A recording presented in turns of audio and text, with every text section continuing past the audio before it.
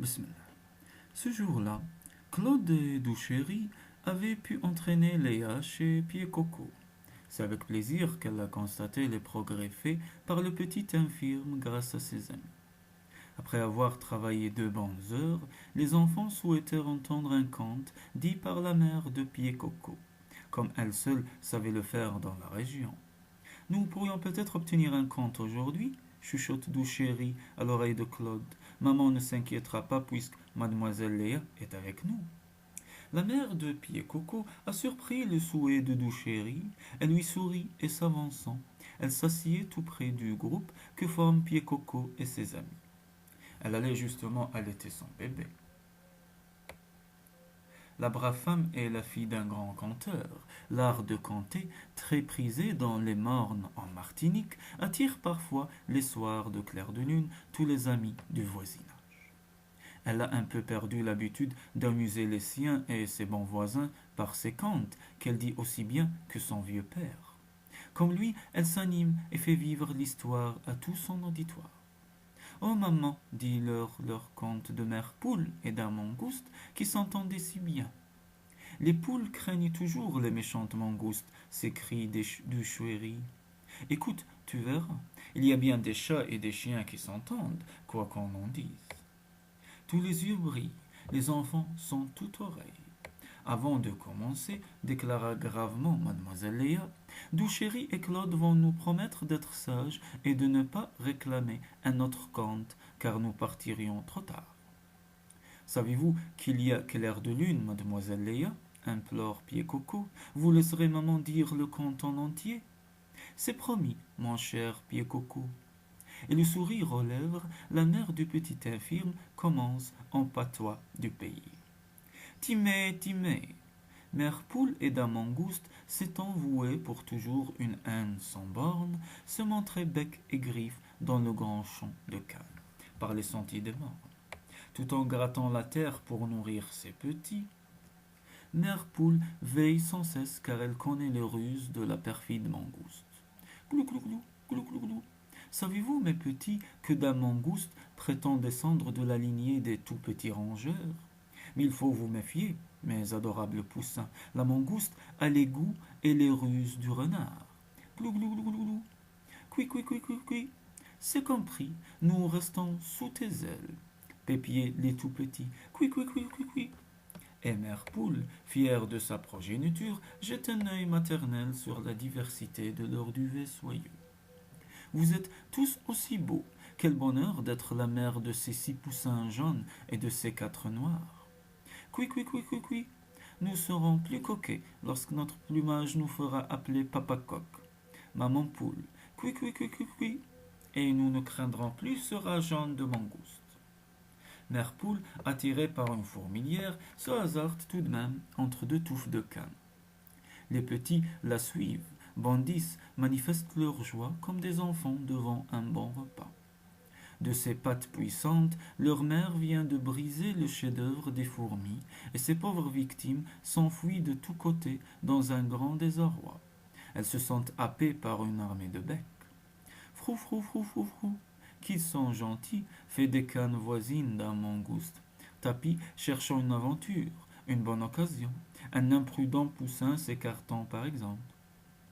Mais la mère poule veille par ce frou-frou-frou qu'elle prêtait à la brise légère lui paraît suspect. Rassemblant ses petits, elle donne l'alerte. Dame Mangouste fait un bond. Va-t-elle laisser passer une chance pareille? Cote, cote, cote, cote, cote, cote, cote. Ségosy, mère poule, venez vite, mes petits. Cote, cote, cote, cote, cote, cote, cote. Se baissant, elle ouverte pour mieux les protéger, elle hérisse ses plumes, puis allongeant son cou, elle présente à l'ennemi son bec menaçant. Cote, cote, cote, cote, cote, cote. Que veux-tu, carnassier? Tes dents sont trop cruelles. Éloigne-toi, renard des îles, avec tes pattes de rat. Tu voudrais bien passer pour un rongeur des champs. Mais va, je te connais par ta cruauté. Ta queue qui te trahit, tu as trop du renard, aussi mes rejetants te connaissent pour tel. Te voilà en colère, pauvre mère poule, mais compte tes petits et tu me rendras justice. Je les trouve si beaux, si gracieux, si vivants, que je m'arrête toujours pour mieux les admirer. Tu comptes sur le dicton, la poule n'a pas de mémoire. J'ai peut-être une cervelle de poule, mais c'est mon cœur de mère poule qui souffre à la pensée de ces deux poussins noirs que tu me dérobas. Tu confonds, mère poule, nous sommes des milliers de mangoustes dans ce champ, et puis qui sait si tes petits ne se sont pas noyés. À suivre les canetons, il y a du danger. Va-t'en, je ne suis pas dupe. Si ce n'est toi, c'est ta sœur. Détale, si tu tiens à tes yeux, car je te les crèverai d'un coup de bec.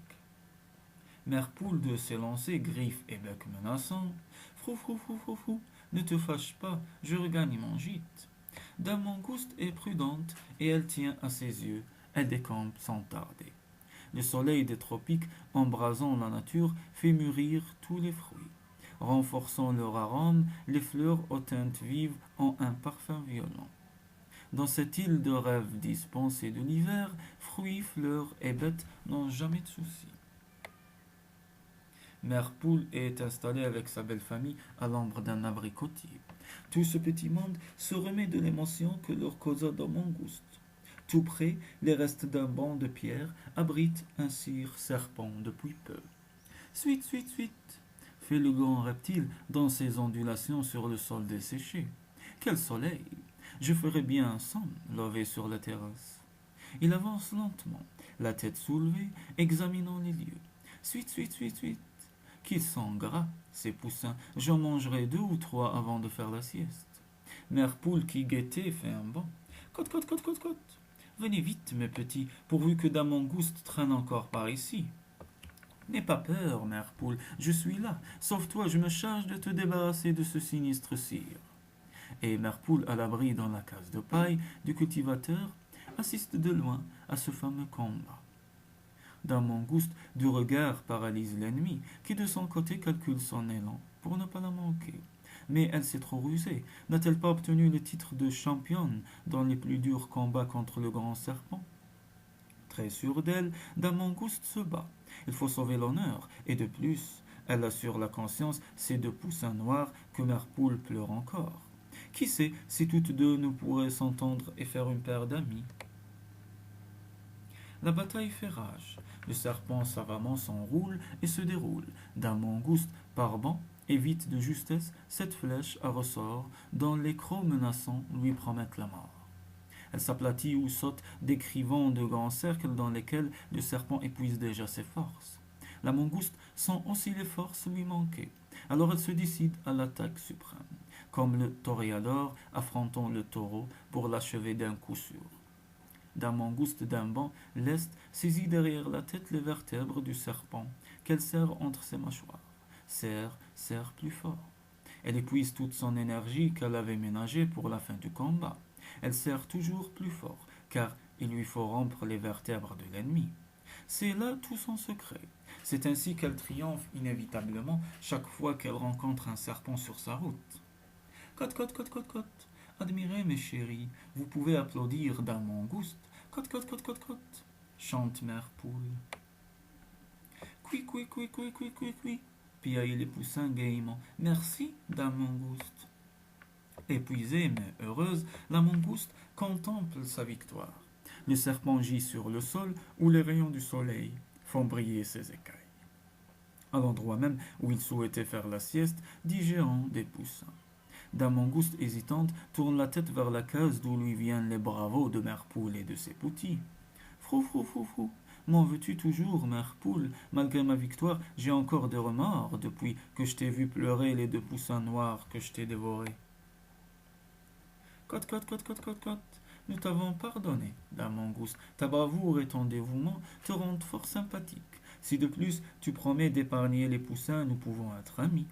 Et depuis ce jour-là, on pouvait s'étonner de voir Mère Poule et Dame Mangouste côte à côte, se chauffant au soleil. Cote, cote, cote, cote, cote, chantait la Mère Poule. À ma prochaine pente, tu auras un bel œuf. Dame Mangouste ne fit plus parler d'elle, se rappelant toutefois que les hommes l'avaient importée dans l'île pour détruire les serpents.